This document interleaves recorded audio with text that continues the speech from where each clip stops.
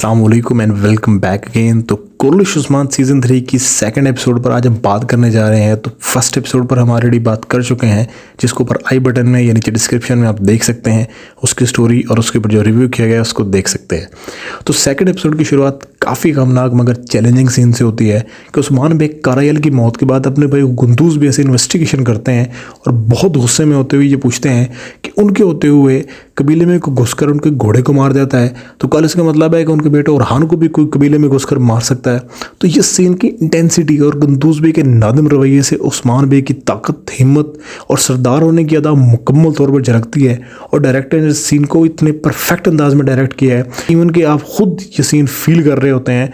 और गुंदूज बे और उस्मान बे दोनों के अपने अपनी जगह के ऊपर जो जज्बात होते हैं उनको आप खुद भी फील कर सकते हैं। तो दूसरी तरफ तुर्गत अल्ब उस्मान बे का इंतज़ार कर रहे होते हैं कि वो कब आएंगे इनके सिपाहियों को लेकर, लेकिन उस्मान बे जब पहुंचते हैं तो गम और तकलीफ़ का एक सिलसिला सा बन जाता है। तुर्गत अल्ब और उनके सिपाही काफ़ी जज्बाती हो जाते हैं और बदले की तड़प उनके चेहरों पर साफ नज़र आती है। अलबत्ता उस्मान बे उनको सब्र से काम लेने का कहते हैं कि अभी तक मुकाबले का पता नहीं है और तुर्गत अल्ब के सिपाही शहीद हुए होते हैं तो उन्हें तो अपने कबीले को भी जवाब देना है ना, तो इसलिए जो उनकी जज्बातियत होती है उसको डेफिनेटली डिफाइन किया जा सकता है। उस्मान बे बुरहान अल्ब को मिकाइल कोसिस की तरफ और गुंदूज बे को रोगतास की तरफ भेजते हैं कि इनसे बात करने हो सकता है कोई क्लू मिल जाए।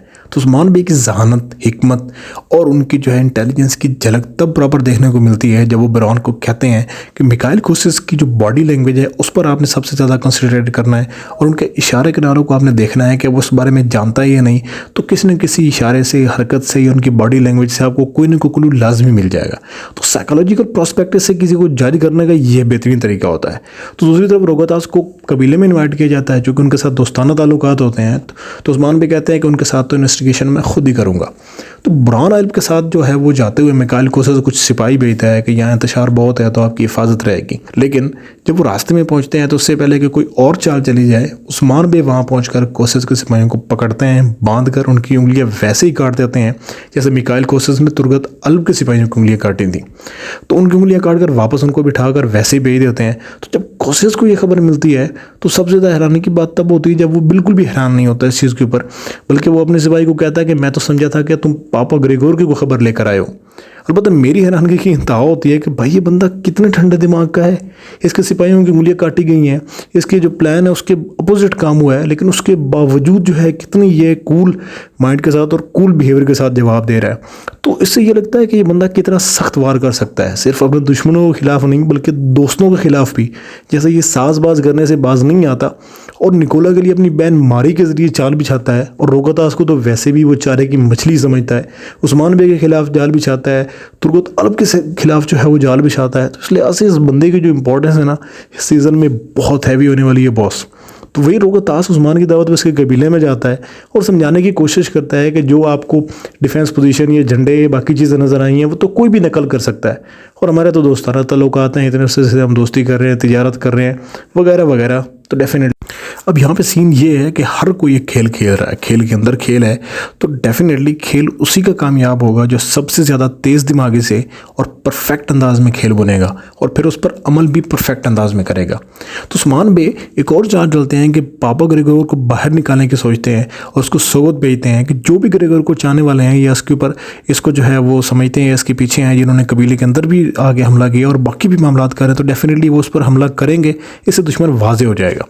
वहीं पर ग्रेगोर को ढूंढने की ड्यूटी मिकाइल कोसिस बहादुर की लगाता है।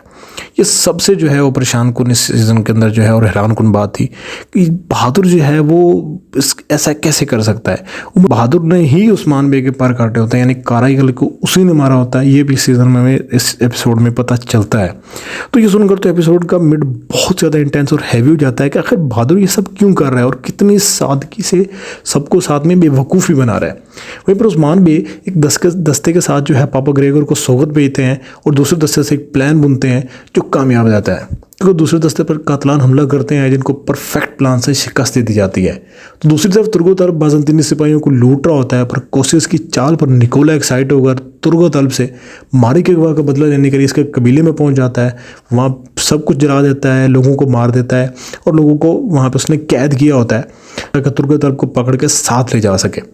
से उस्मान बे कातलान के एक बंदे को पकड़ लेते हैं जो असल में पकड़ा नहीं जाता बल्कि वो खुद जो है खुद को जो है उनके हवाले करता है। और हैरानी तब होती है जब ये पता चलता है कि कातलान ने गेम बदल कर मिकाइल कोस्टेस रोगोतास के साथ जो है वो हाथ मिला लिया है और वो सोना लेकर रोगोतास के लिए काम कर रहे हैं। ये सारी गेम रोगोतास खेलता है कि कैसे कातलान हमला करेंगे, पकड़ेगा तो क्या करेंगे, जो पकड़ा जाएगा बंदा वो क्या कहेगा, कब कहेगा और कोस्टेस का नाम क्यों लेगा।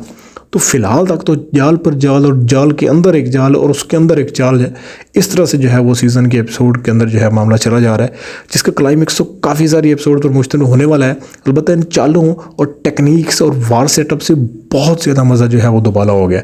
तो अगर ओवरऑल एपिसोड की बात करें तो ये एपिसोड तो भाई बहुत क्लासिक रही है। ड्रामे का पहलू भी थोड़ा बहुत रहा है और उस्मान बे के ख्वाब की तकमील के रास्ते पर मौजूद जो रुकावटें हैं, उनके कबीले वाले उनके साथ मिलकर कैसे उनको हटा रहे हैं, ये सबसे मज़े की चीज़ रही है। अब देखना ये है कि राइटर और डायरेक्टर्स इंटेंसिटी, बेहतरीन डायरेक्शन और स्टोरी को परफेक्ट में कैसे सॉर्ट आउट करते हैं। So let's hope for the best. और आप ये बताएं कि अगर आपने एपिसोड देखी है तो आपको एपिसोड कैसी लगी, अपनी थॉट्स जो है कमेंट सेक्शन में ज़रूर शेयर करें। और अगर आपको वीडियो पसंद आई है तो please subscribe the YouTube channel.